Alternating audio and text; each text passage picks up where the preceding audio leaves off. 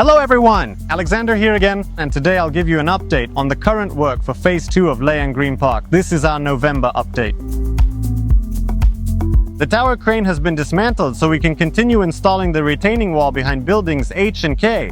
We're continuing our regular weekly inspections using the SiteView 360 system from the Plan Radar platform. We've also recently started using a helpful QR code system to efficiently track construction progress and quickly resolve any issues. Go up! In Building F, the backfilling of the water reservoir is now complete and we've successfully poured the concrete slab for the building's entrance. We've now begun installing the interior partitions. The installation of cable trays is ongoing, along with laying and mounting conduits and trays for our engineering and IT systems.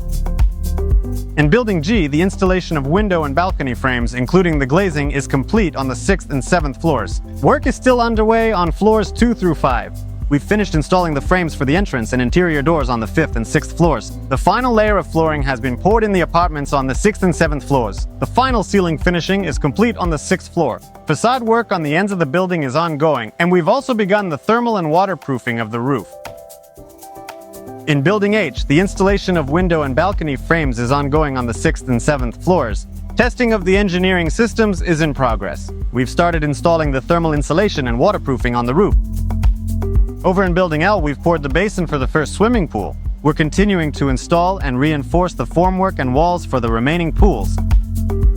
In Building K, the installation of interior partitions on the 1st floor is 90% complete. Finishing work is ongoing on the 6th and 7th floors. The installation of cable trays is ongoing, along with laying and mounting conduits and trays for our engineering and IT systems. On the 2nd and 3rd floors, we're installing the ductwork, and from the 3rd to the 5th floors, water supply systems are being installed.